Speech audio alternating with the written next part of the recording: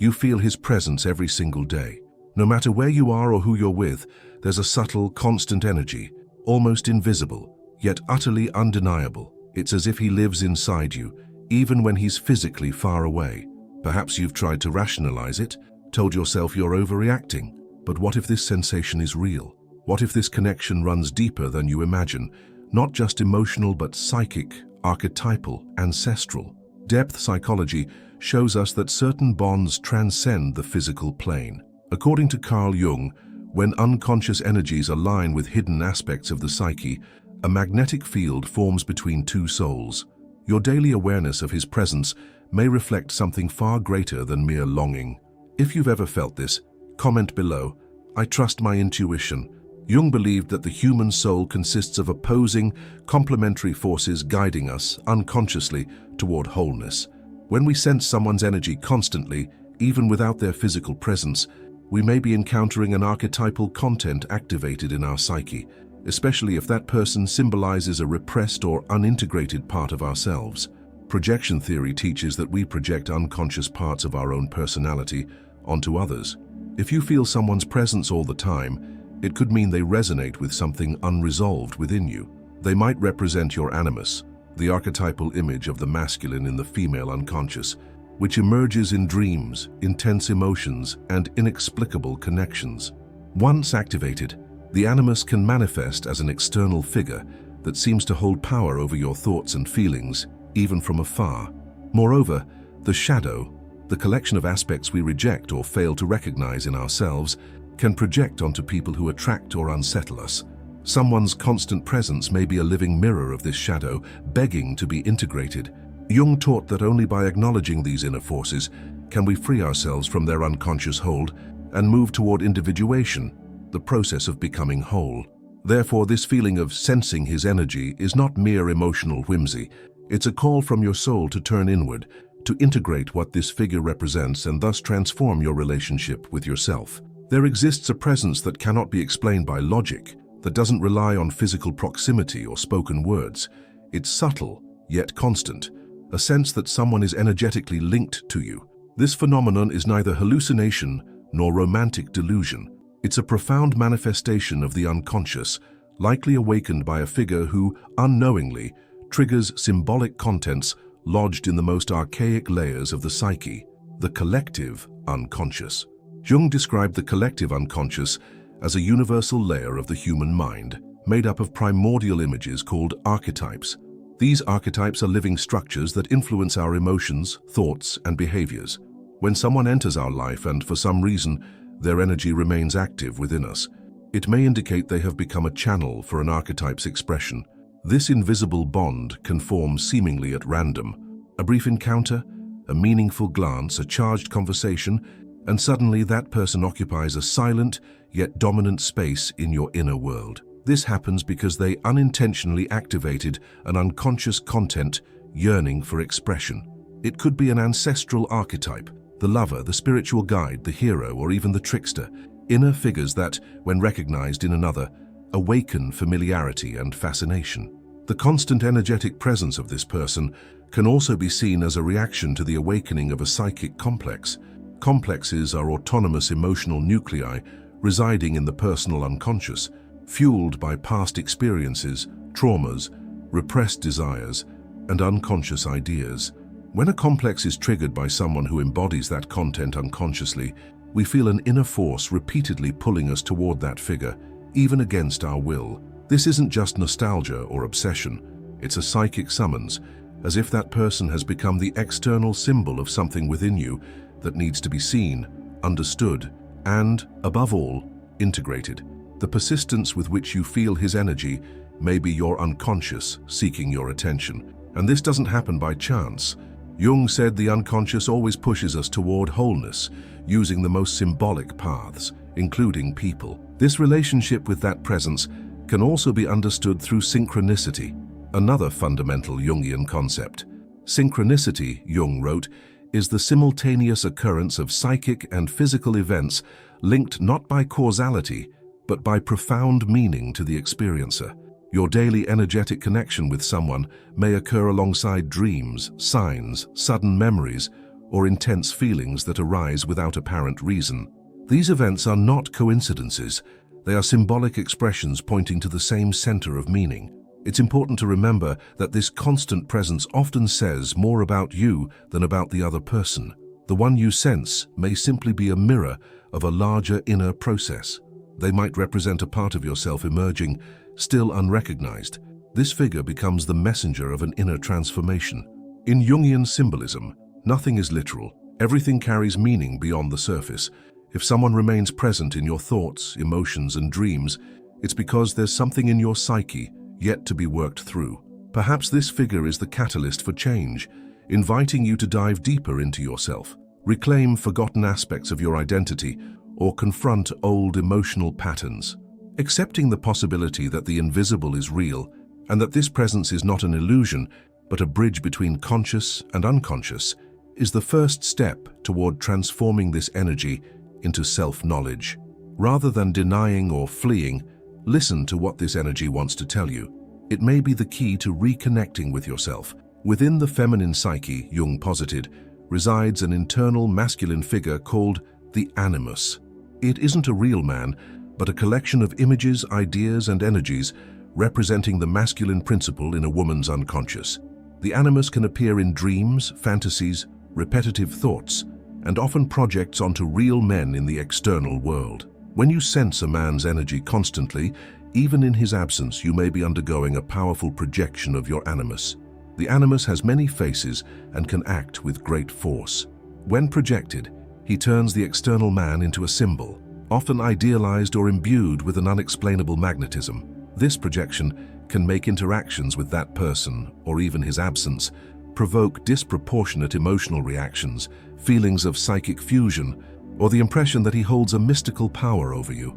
In truth, it isn't really him, but the animus speaking through him. Usually unconscious, this process causes the woman to believe she's deeply connected to an external man, when in fact she's being called into an inner dialogue with her own masculine energy, one of action, logical thought, direction, and even spirituality. Depending on her level of awareness, the animus can be either an ally on the individuation journey or an inner tyrant. Projection of the animus is common during periods of transition, uncertainty, or personal growth. In such contexts, a man who appears in your life or returns insistently to your mind can awaken this dormant archetype.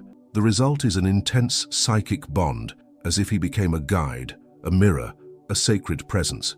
Yet the stronger the connection, the more crucial it is to investigate what is truly being projected. Jung described several developmental phases of the animus in the female psyche. At first, he appears as a physical, erotic figure linked to desire and passion. Later, he can transform into a hero, a thinker, or a spiritual guide. Each phase represents an inner stage of maturity. As the woman grows more conscious of her animus, she integrates it and ceases to project it compulsively onto others. Thus, feeling a man's constant energy may not be about him so much as about your own animus stage. Ask yourself, what does he represent for me? What feelings does he awaken? Which parts of my identity does he seem to carry? Such symbolic exploration is essential for turning projection into self-knowledge. Instead of being dominated by his presence, you begin conversing with what he symbolizes within you. It's also important to note that an unconscious animus can become critical, controlling, or oppressive. He appears as repetitive thoughts, harsh self-judgment, rigid idealizations, and the sense that you follow a will that isn't entirely your own. A person's constant presence can reflect an inflated animus, one that needs balancing through awareness and introspection. The path isn't to repress or reject this energy, but to illuminate it with conscious attention. When you realize that the figure occupying your mind is a messenger of your inner world, the relationship shifts. You stop expecting something from him and begin listening to what your soul wants to say. That listening is liberating. Integrating the animus means acknowledging that your strength lies within you. The energy you feel isn't an illusion. It's real, but not externally. It's an expression of your psychic maturation. By integrating this inner figure, you don't disconnect from the other person, but reconnect with yourself, with clarity, strength, and freedom. The feeling of someone's constant presence can be unsettling. No matter how much time has passed or how much silence falls between you, that energy still resonates within you. Often, the harder you try to forget, the stronger it grows. Jung offers a powerful key to understanding this: the shadow. According to Jung, the shadow comprises all aspects of our personality that we repress, deny, or judge unacceptable. It includes both negative traits, anger, envy, pride, and positive potentials we never developed: boldness, desire, autonomy, personal power. What we exclude from consciousness tends to be projected onto others, often figures who impact us intensely, especially someone we cannot forget. The person haunting your days may actually be a psychic mirror. Their presence activates feelings and thoughts that arise for a reason. They trigger internal contents you consciously or unconsciously avoid facing. Their energy awakens what's hidden. Rather than fleeing, ask yourself, what exactly am I feeling? What about him attracts or disturbs me so much? What familiar but hard to admit aspects does he awaken?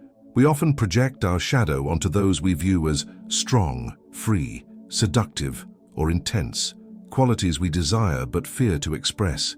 By feeling his energy so powerfully, you may be being called to reclaim parts of yourself suppressed by social norms, trauma, or limiting beliefs.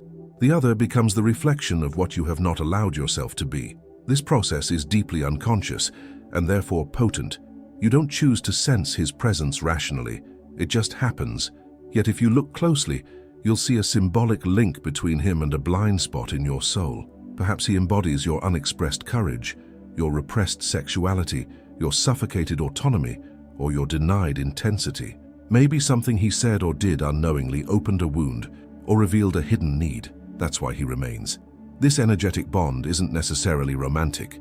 It's about psychic resonance. When someone embodies a piece of your shadow, you feel drawn, impacted, unsettled. Until you recognize what's being projected, the bond stays alive. Not because he holds power over you, but because you haven't reclaimed that power for yourself. Jung said the first step in individuation is acknowledging your shadow. This requires courage and humility, a frank look at yourself. Which parts of me did I set aside? When did I have to hide who I was to be accepted? Where did I learn to silence my truth? His figure may trigger those questions, not because he holds answers, but because he's the symbol your psyche chose to show you the way. When you begin integrating your shadow, accepting impulses, acknowledging desires, embracing fears and potentials, the projection loses its grip. His energy ceases to dominate because you no longer need him as a mirror. What he represented returns to its rightful place, within you, and with that comes freedom.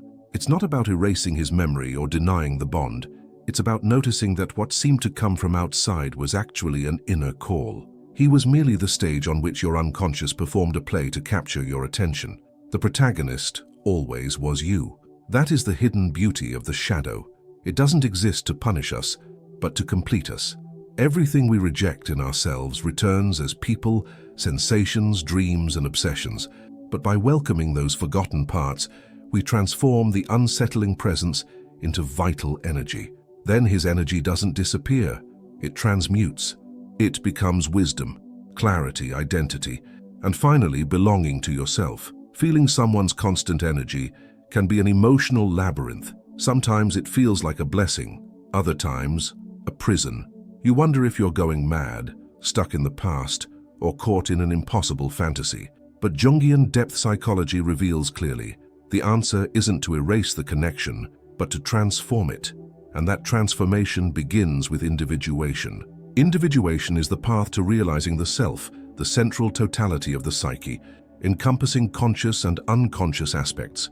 Jung described it as a journey of integrating the opposites within, feminine and masculine, light and shadow, reason and emotion. When we feel someone so intensely present in our emotional field, it's because the psyche is calling for such integration. The other's figure emerges as a symbolic mediator between who we are and who we need to become. To transcend the bond doesn't mean to sever the person symbolically or eliminate the feelings. It means to move through the experience until it reveals what must be seen. It means accepting that this constant presence is part of a necessary psychic process, one that, once understood, need no longer dominate your life. Often that other person who so affects you is an invitation to expand your consciousness. They didn't come into your mind to stay forever, but to represent something you haven't yet integrated: your creative force, freedom, courage, passion, or depth. When you stop resisting their presence and begin to hear what it represents, the dynamic shifts.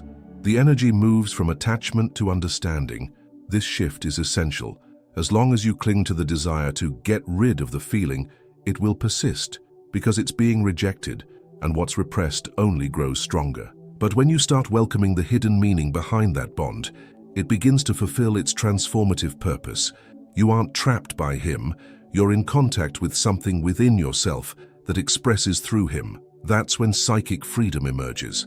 Freedom isn't forgetting, blocking, or denying. It's recognizing that the other no longer holds power over your inner state. You can feel their presence, remember them, even dream of them, without being paralyzed or defined by it. You become an observer, not a prisoner of the experience. The energy you thought came from him is now acknowledged as yours, and with that, emotional autonomy blossoms. This is not a linear or instantaneous process.